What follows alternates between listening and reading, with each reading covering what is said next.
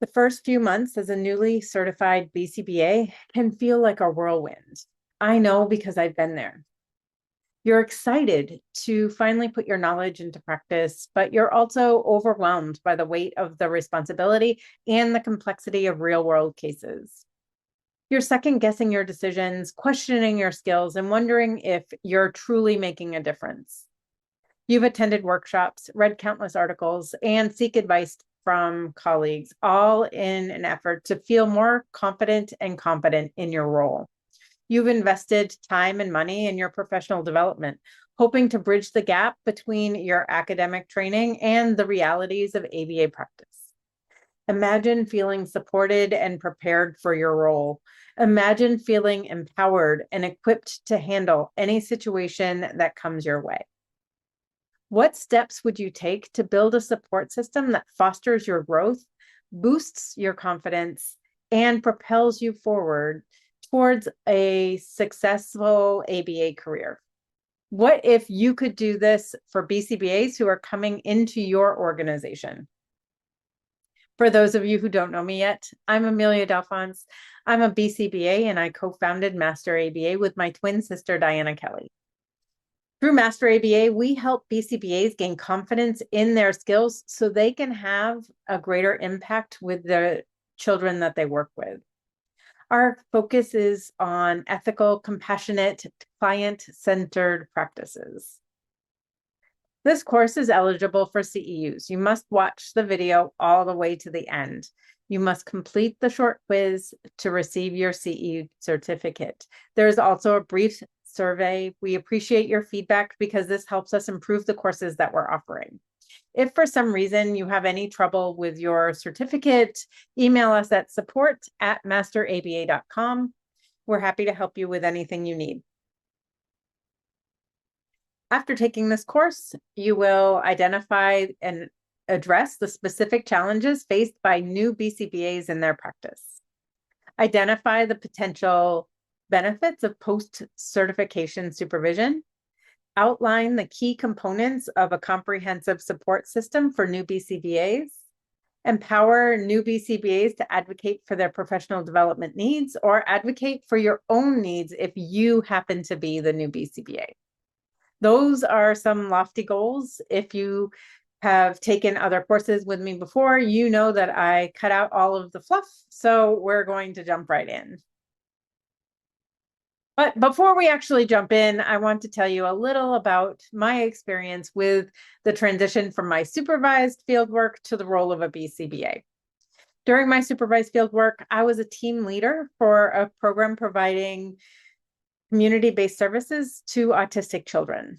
We were not billing ABA services, we were billing functional support services. So it's a little bit different than ABA, but the program was overseen by a BCBAD and we utilized a lot of the ABA strategies.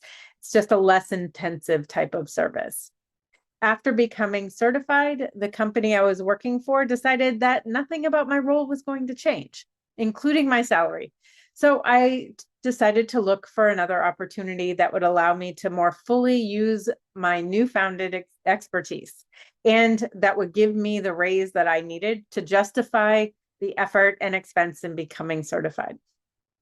After interviewing with several companies, I found a position as the clinical director for a small ABA company that was part of a larger nonprofit. Even though this was a huge leap to go from team leader to clinical director, it didn't feel that huge because the program was so small. There were only 26 kids in the program when I started. The previous director was moving to a different role within the nonprofit and said that he would meet with me regularly to provide the support that I needed. Sounded ideal. When I started, I learned that they had 4 authorizations that were already expired. They were continuing to provide services to these kids since it was the prior BCBA's fault that the authorizations had expired and it wasn't anything that the clients had missed. They were providing over 100 hours of services per week that they weren't being reimbursed for. Even though the administrative director didn't directly pressure me, I felt a ton of pressure to submit their plans. But I had never actually written an ABA treatment plan before. Like I said, we were billing functional support services, and the treatment plans for that look really different. And they're completed after the service is provided. So it's not the same type of treatment plan. I had to learn very quickly how to write those plans so that they would get approved by the insurance companies. To make matters worse, the company wasn't billing for any of the BCBA codes. Since I had never billed ABA, I had to learn quickly what the rules were for each of the codes.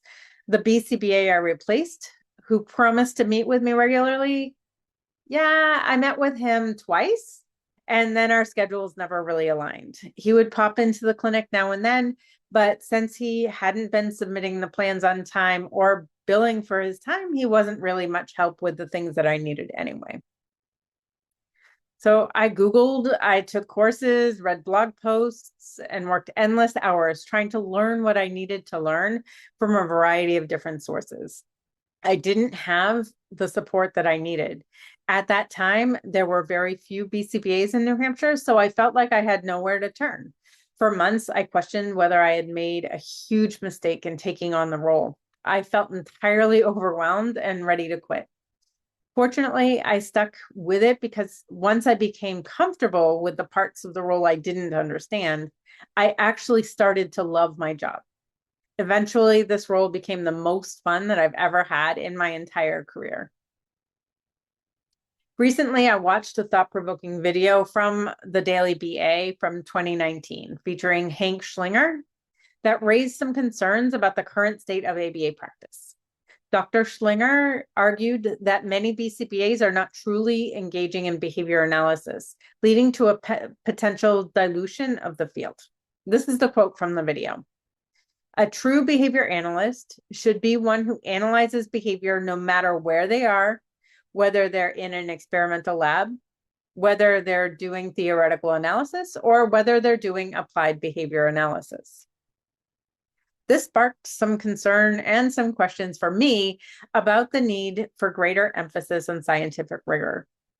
Are we actually practicing ABA with the focus on billable hours and meeting the documentation requirements of the insurance companies? Have we compromised the science? It forced me to take a hard look at the supervision that our BCBA candidates are receiving prior to entering the field and the support that's available to them once they become certified. I'm going to link to the video below this video if you're interested in watching it. But the question is there a dilution of our science and practice? I can't say that I've come to any solid conclusions, but it's entirely possible. We work in natural environments. Isolating variables in a natural environment is often difficult, if not impossible. But if you can't isolate variables impacting behavior, you can't know for certain which variables actually have an impact. This calls into question the scientific nature of applying ABA in natural environments. I don't think that this diminishes the importance of the work that we do, but I do think that we need to be aware of the potential drift within the field. If, for example, we're providing services in a school environment, we can't control all of the different variables that might impact a student's behavior. We can't control what the teacher does and says. We can recommend certain things, but we can't control what she does and says. We can't control what the students do or say. There's lots of things in natural environments, the home setting, that we can't control. I've actually written a blog post about this potential dilution of the science of ABA in our practice that I will also link to below the video if you want to read my thoughts on this. So make sure to share your perspective in the comments below. I'd love to hear your thoughts about this. That being said, many BCBAs actively engage in rigorous behavior analysis as part of their daily practice. Data collection and analysis remain core components of ABA services. Some practitioners utilize single subject research designs, although this is not often a regular part of ABA services. Personally, I use these when there's a specific need to demonstrate effectiveness with a high degree of certainty. For example, I had an insurance reviewer tell me that skills can't generalize from the clinic to the home setting without transitioning all services to the home. She refused to approve treatment plans that didn't include a plan to transition all services to home. And since we were a clinic setting, that wasn't going to work for us. I conducted a multiple baseline across subjects design to demonstrate that our parent training program was actually able to achieve this. This level of detail is impossible to achieve for every intervention, for every behavior, and for every learner when providing services in the real world. It's essential to acknowledge the evolution of ABA as a field. Since its inception, ABA has expanded its reach and applications, venturing into new areas, addressing a broader range of behavioral challenges. Practitioners are recognizing the impact traditional approaches of ABA has on learners. There's an important trend towards humanizing the service, which necessitates a more flexible approach. This evolution has naturally led to the development of new approaches and techniques that still rely on the fundamental principles of behavior analysis. This evolution is a testament to the field's adaptability and its ability to remain relevant in an ever-changing world. Schlinger's critique, while rooted in experimental foundations of behavior analysis, may not fully account for the complexities and practical constraints of real-world settings. BCBAs often work in environments where conducting rigorous experimental analyses aren't always feasible or even ethical. In these situations, they have to rely on their clinical judgment, expertise, and the available evidence to make informed decisions that benefit their clients. It's essential to find a balance between the scientific rigor and the practical realities of working with clients in natural environments. We need to maintain the integrity of our field while also being adaptable and responsive to the individual needs of our clients. I think most professionals in the field are striving for this balance, but I do understand the concern for drift in the field. For me, the more important concern that was raised in the video was about the support available for new BCBAs and how this might contribute to any dilution that might be happening in the field. Without support and the ongoing training, practices will continue to drift. New BCBAs who don't have this support will be doing the best that they can, but they will undoubtedly have ineffective practices that they're going to then teach to the trainees who they provide supervision for. When I first started providing supervision, I didn't have the tools or resources I needed to ensure the trainees had the best experiences. I was drowning in all of the other tasks I needed to learn how to complete, like I just talked about. Eventually, I connected with mentors and accessed training that got me and my trainees where we needed to be. But not everyone is as lucky as I was. As you know from experience, the transition from supervised field work to assuming the role of a BCBA can be daunting. New BCBAs often face a steep learning curve. Navigating complex cases, ethical dilemmas, supervision, and the pressures of meeting billable hours and documentation expectations. Unfortunately, the current certification process doesn't always adequately prepare them for these challenges. The excitement of finally stepping into the role you've worked so hard for is often tempered by the realization that the real work is just beginning. The transition from supervised fieldwork to the role of a BCBA can be jarring, leaving many BCBAs feeling overwhelmed and underprepared. One of the primary challenges stems from the limitations of fieldwork experience itself. While supervised fieldwork is a crucial component of BCBA training, it often falls short of providing exposure to the full spectrum of activities and complexities that BCBAs encounter in practice. Billing constraints can limit the types of tasks candidates are allowed to perform, even under supervision, leaving them with gaps in their practical experience. Many BCBAs are becoming certified having never completed an initial assessment or written a treatment plan. They might not have the experience of caregiver training or providing feedback to staff. Many people pursuing certification as a behavior analyst provide direct services as a behavior technician or RBT. This makes it easy to get their unrestricted fieldwork hours and allows them to get much needed experience. Having that direct experience working with clients allows them to understand that role and will help them empathize with their staff once they become certified. But this is only a small part of the supervised fieldwork experience.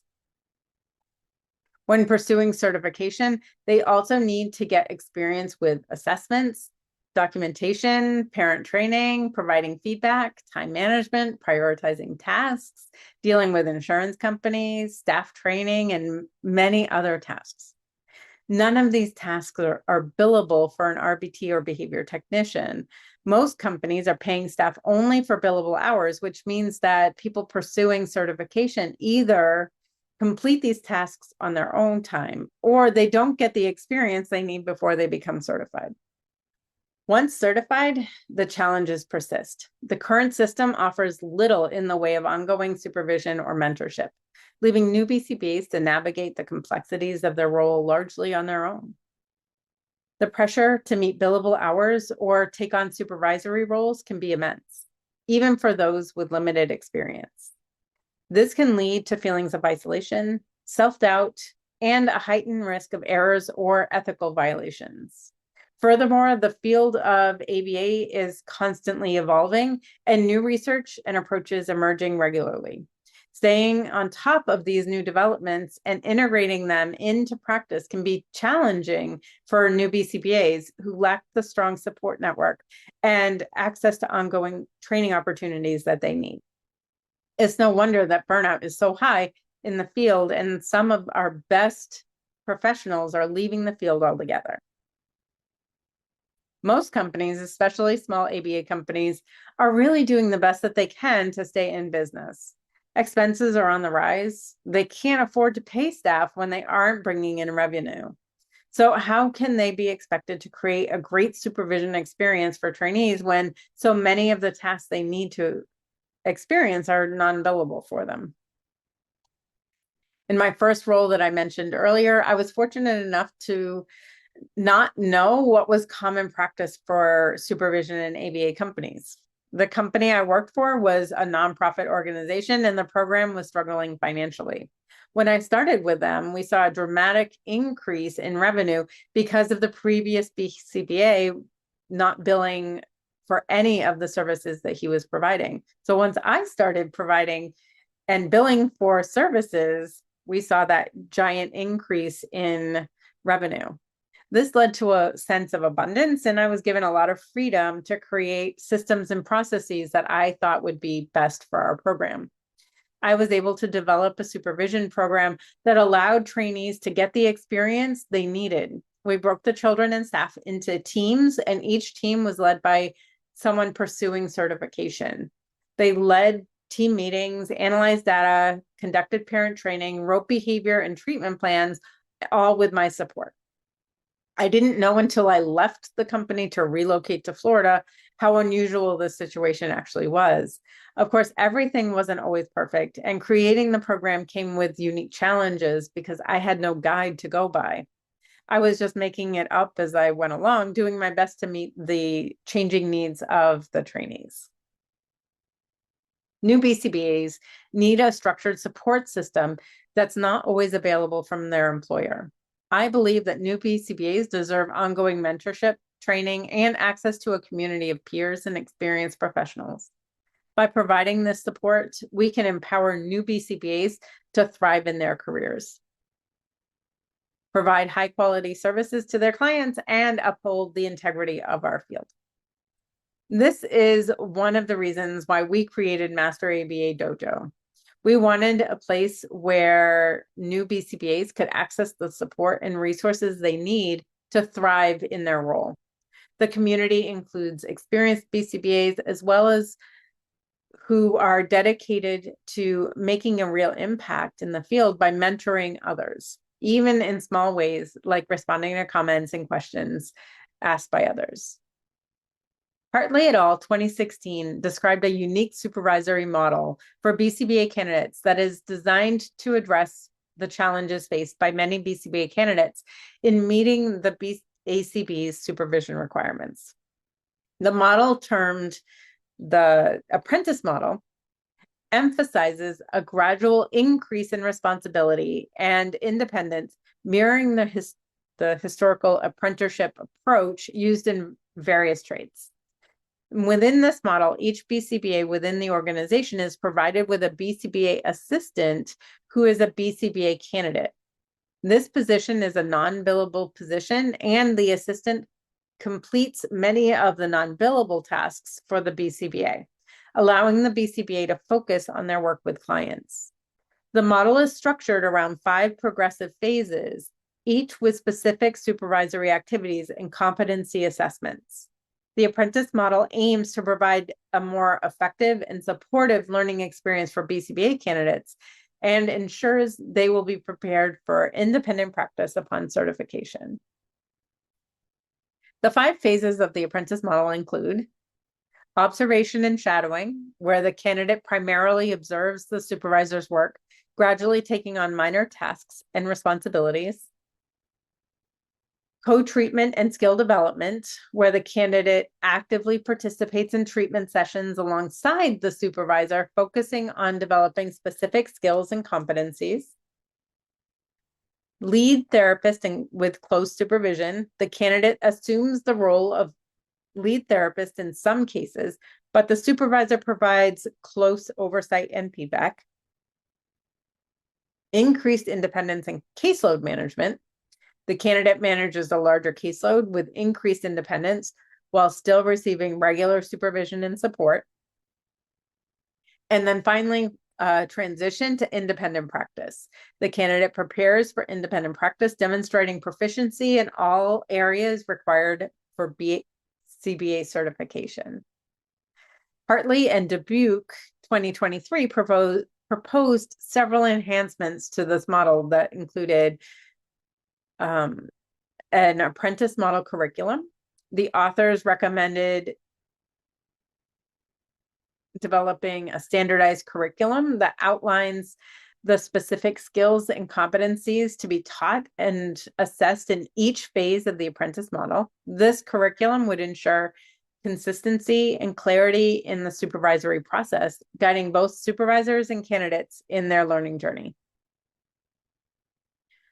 Group meetings. The authors suggest incorporating regular group meetings involving multiple supervisors and candidates. These meetings would provide a forum for sharing experiences, discussing challenges, and fostering collaboration among peers. They also allow supervisors to observe and provide feedback on candidates' interactions and problem-solving skills in a group setting. Apprentice performance scorecard. The authors propose developing a standardized scorecard to track candidates' progress throughout the apprentice model. This scorecard would include specific criteria for evaluating competency in each phase, providing a clear and objective measure for candidate skill development. It would also facilitate communication between the supervisors and candidates regarding expectations and areas for improvement. Bidirectional performance feedback. The authors recommend implementing systems for bidirectional performance feedback, where both supervisors and candidates provide feedback on each other's performance.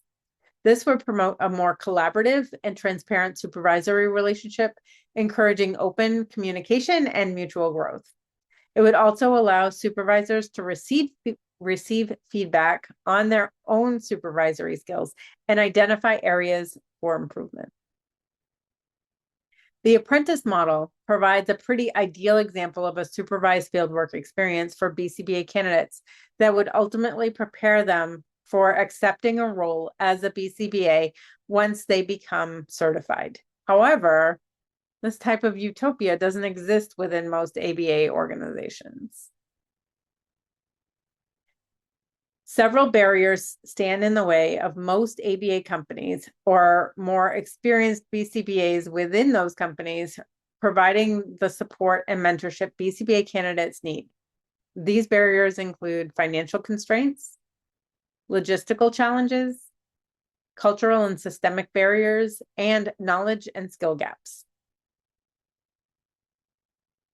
Financial constraints include billing limitations. As I mentioned earlier, during supervised fieldwork, companies often cannot bill for candidates to perform tasks typically done by BCBAs, even with supervision. This limits candidates' exposure to complex cases and decision-making.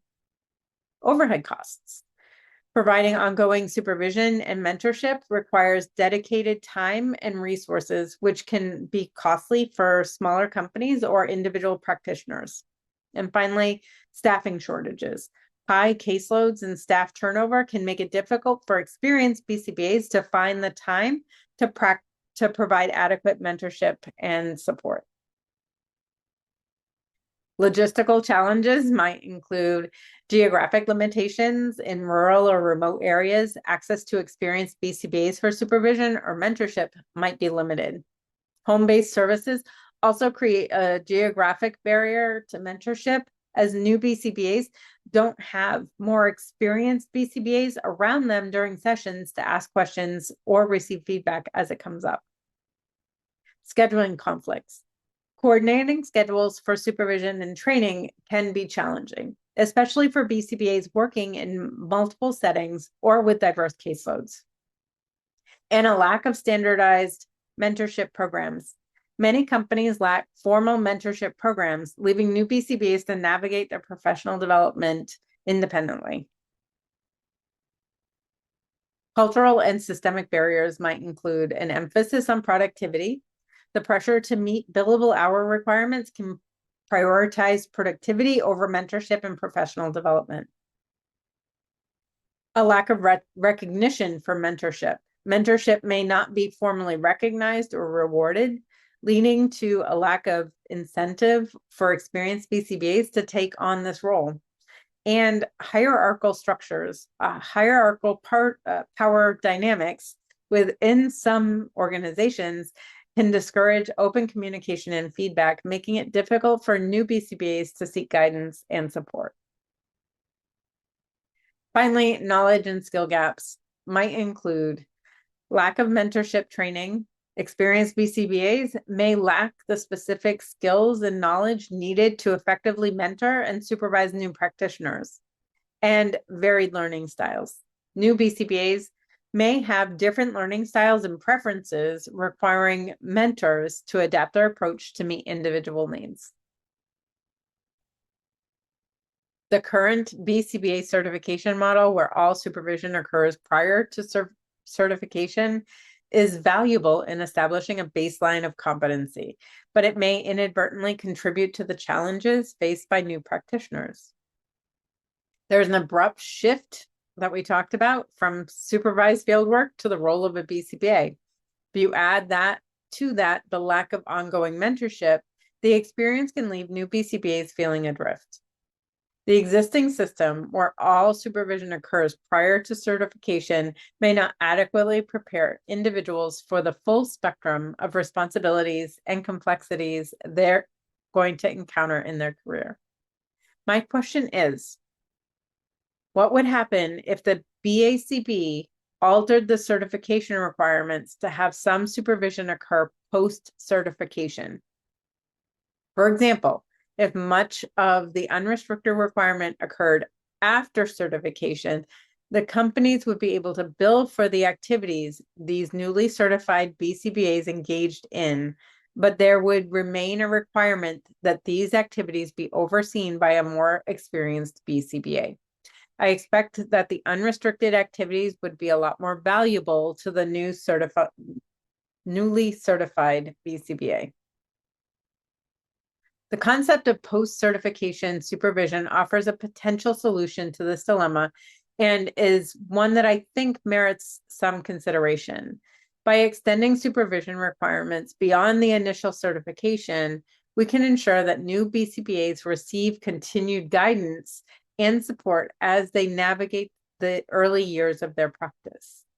This could involve completing a set number of unrestricted fieldwork hours under the supervision of an experienced BCBA, allowing them to gain practical experience and with complex cases and refine their clinical decision-making skills. Or it could simply be required for new BCBs to receive a specific number of supervised hours in the year or two following post-certification. There are several benefits of post-certification supervision. It provides new BCBAs with a safety net, ensuring they have access to expert guidance as they encounter challenges and ethical dilemmas. It fosters a culture of continuous learning and professional development, encouraging BCBAs to stay abreast of the latest research and best practices. Moreover, it can help reduce the risk of ethical violations and errors, ultimately benefiting both practitioners and the clients that they serve. With new approaches and techniques constantly emerging, ongoing supervision and mentorship can help new BCBAs navigate the landscape and make informed decisions about the most effective strategies for their clients. By remaining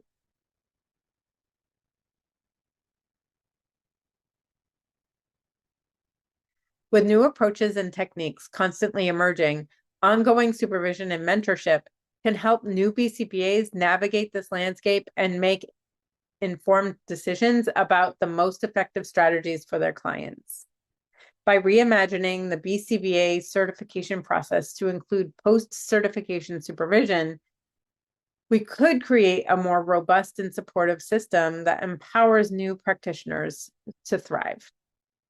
This shift would not only enhance the quality of ABA services, but also contribute to the long-term health and integrity of the field. We'd see a lot less of that drift that we're concerned about within the field. Unfortunately, it's not in our power to make this change, and this might not be the right idea for the field, but it's a conversation that needs to be had. Do you have different ideas that would help support companies in offering the mentorship that new BCBAs need? I'd love to hear them in the comments below. The BACB actually provides a space to offer suggestions for changing the certification process. If you have ideas for how the BACB should change the supervision requirements to help prepare candidates to take on the role of a BCBA, consider completing the form. The link is right here. I'm going to link it down below the video as well. It's bacb.com/suggestions-4-requirements-changes. Until or unless the BACB makes changes to the certification requirements, we're left with the current situation where new BCBAs are not getting the support that they need. The challenges faced by new BCBAs highlight the urgent need for a more comprehensive and structured support system. Based on the existing research that we've just discussed and integrating some of the realities of clinical work, I'm going to propose a 5-step framework ABA companies could implement to better support new BCBAs as they transition from supervised field work to the role of BCBA.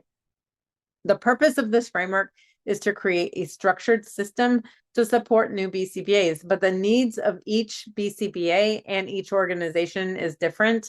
Feel free to adapt this as needed for your organization. The framework is designed to address the specific challenges faced by new BCBAs while being practical and feasible for ABA companies to implement. It strikes a balance between providing structured support and allowing the gradual autonomy, ensuring that new practitioners develop the skills and confidence needed to thrive in their role.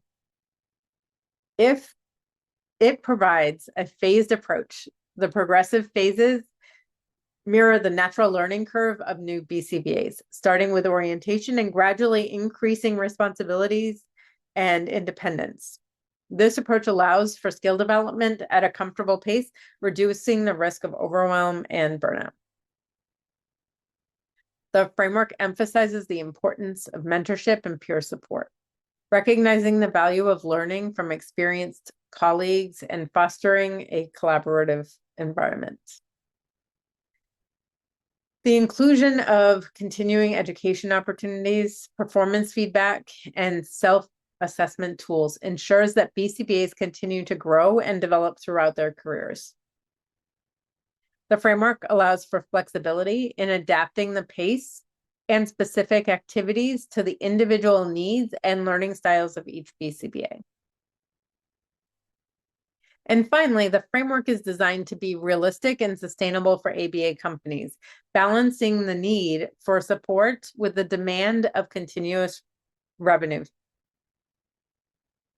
The 5 steps or phases of this framework include onboarding and orientation during maybe weeks 1 to 2, caseload initiation and skill building in months 1 to 3, independent case management and mentorship in months 4 to 6, advanced skill development and leadership months 7 to 12, ongoing professional development and advancement, and that's beyond 12 months. The first step is onboarding and orientation. The focus of this step is to provide a comprehensive onboarding experience that goes beyond basic company policies. Introduce new BCBAs to the company and culture, the values and clinical approach. The activities might include assigning a mentor or buddy to guide the new BCBA during the initial weeks, conducting an in-depth training on company-specific procedures, documentation systems, and clinical protocols, providing access to a library of resources, including clinical manuals, guides, assessment tools, and intervention guides. Scheduling shadowing opportunities with experienced BCBAs to observe real-world practices, and introducing a self-assessment tool for new BCBAs to identify their strengths and areas for growth. The second step of the framework is caseload initiation and skill building, which might happen around months 1 to 3.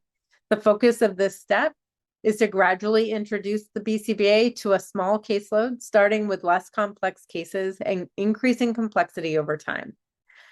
Focus on building essential clinical skills and confidence. For this step, here are some of the activities to foster growth for the new BCBA. Provide regular supervision and feedback on case conceptualization, treatment planning, and intervention implementation. Offer opportunities for co-treatment with experienced BCBAs to model effective practices and provide real-time guidance. Encourage participation in peer review and case discussion to foster collaboration and learning. Provide access to continuing education opportunities such as workshops or webinars to enhance specific skills. Implement a scorecard system for providing written feedback on the new BCBA's performance, highlighting strengths and areas for improvement. Phase 3 is independent case management and mentorship in months 4 to 6. The focus of this phase is to transition new BCBAs to managing a full caseload with increased independence. Continue to provide mentorship and support to address challenges and foster professional growth. Activities in this phase include maintaining regular supervision meetings, but gradually decrease frequency as the BCBA demonstrates competence. Encourage the BCBA to seek mentorship from experienced colleagues for specific areas of interest or challenge. Facilitate opportunities for the BCBA to present cases or lead team discussions, building confidence and leadership skills. Support the BCBA in pursuing additional certifications or specializations to expand their expertise. And introduce group meetings for case conceptualization for problem solving, allowing new BCBAs to learn from their peers and experienced colleagues. Phase 4, the advanced skill development and leadership phase, is around months 7 to 12. The focus of this phase is to provide opportunities for the BCBA to develop advanced skills in areas such as supervision, program development, or specialized interventions. Encourage leadership and mentorship for the staff. Activities at this level include offering training and support for the BCBA to take on supervisory roles, such as overseeing RBTs or other BCBAs. Encourage participation in company-wide initiatives, such as program development or quality improvement projects. Facilitating opportunities for the BCBA to mentor and support new colleagues, fostering a culture of collaboration and growth, and implementing a system for bidirectional feedback where both the new BCBA and their supervisor provide constructive feedback on each other's performance in the supervisory relationship. Step 5 is ongoing professional development and advancement. This is beyond the first year. The focus of this step is to continue to support the BCBA's professional development and career advancement within the company, encourage lifelong learning and leadership within the field.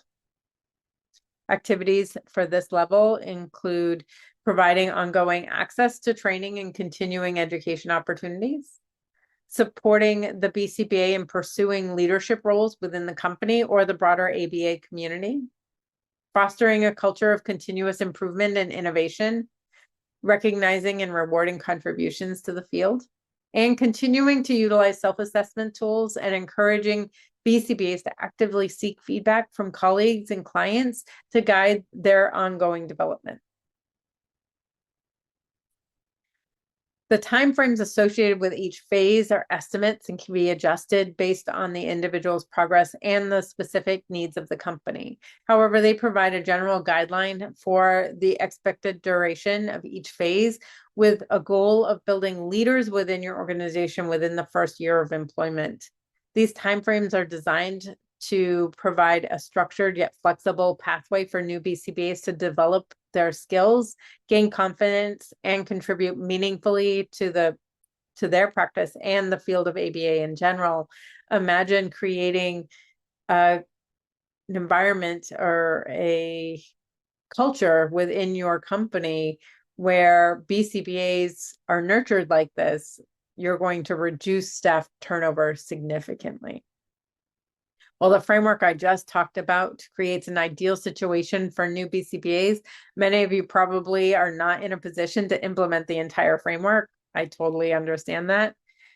If you're an experienced BCBA, but not the decision maker in your company, there are still steps you can take to support new BCBAs and foster growth. Offer to be a mentor. Even without a formal program, you can volunteer to mentor new colleagues, providing guidance, answering questions, and sharing their expertise. It can be hard to fit this into your already packed schedule, but mentorship fosters a sense of community and builds and has benefits that you will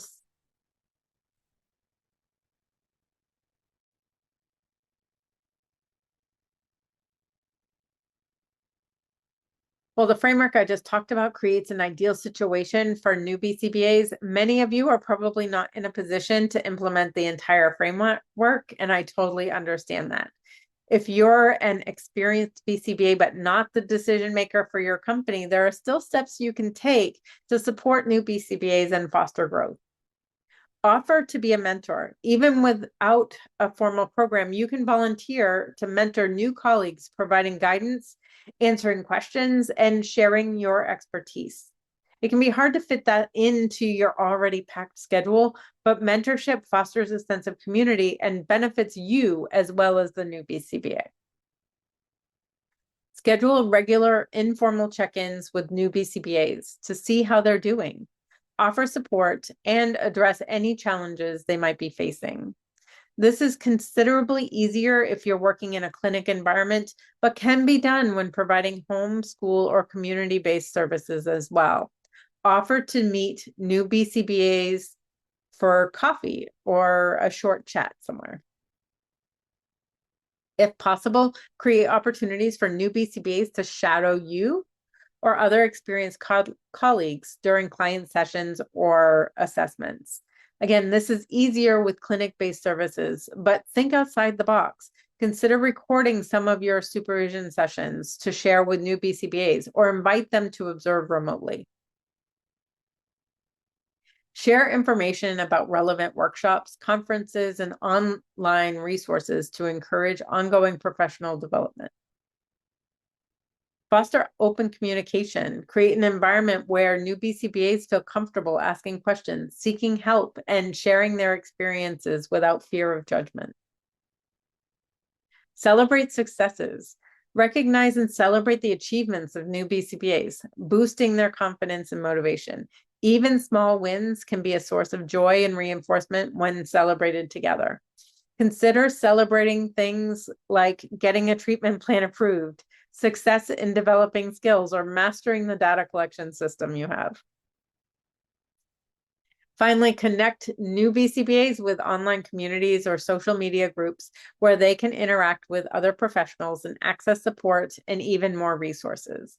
Remember, even small acts of support and guidance can make a significant difference in the experience of a new BCBA. By taking the initiative to share your knowledge, offer encouragement, and create opportunities for growth, you can contribute to the development of competent and confident practitioners who will uphold the integrity and effectiveness of ABA.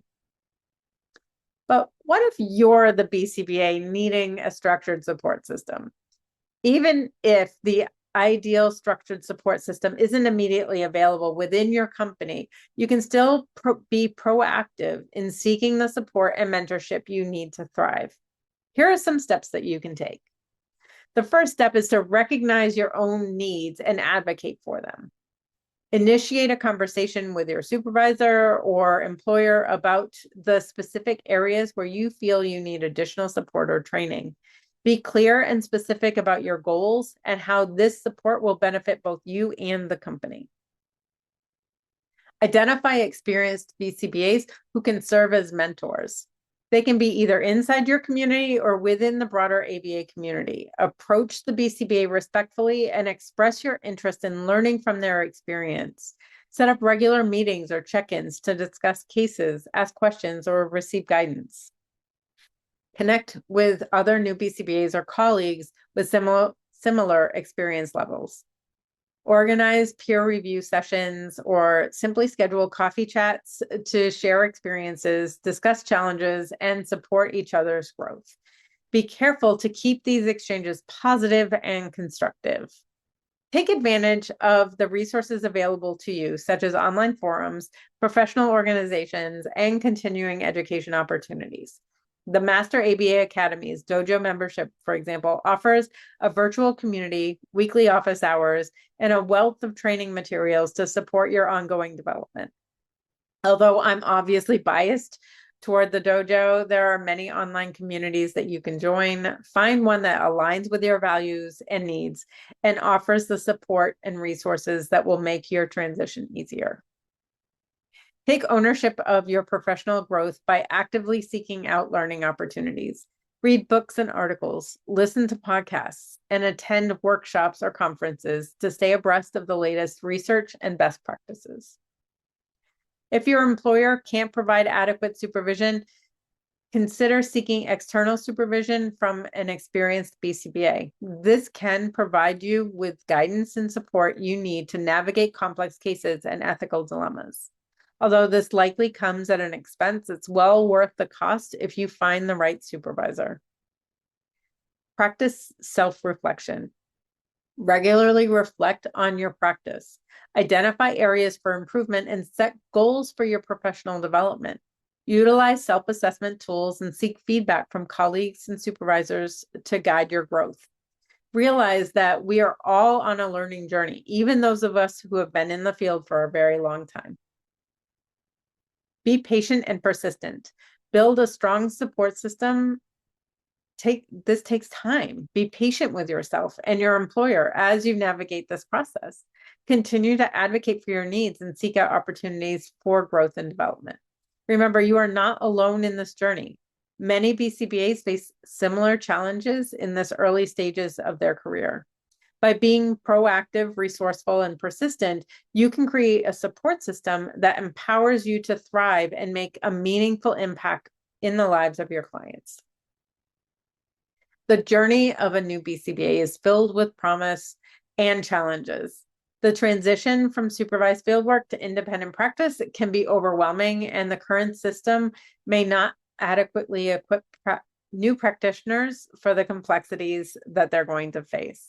However, by building a structured support system that includes ongoing training, mentorship, collaboration, and resources for ethical and clinical challenges, we can empower new BCBAs to thrive. The 5-step framework I discussed offers one way for ABA companies to support their new BCBAs, but I'd love to hear other suggestions.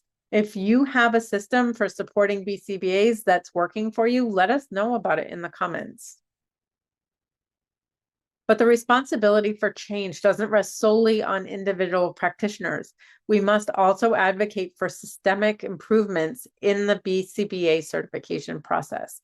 By pushing for the inclusion of more robust fieldwork experiences and ongoing mentorship opportunities, we can create a more supportive and empowering environment for new BCBAs.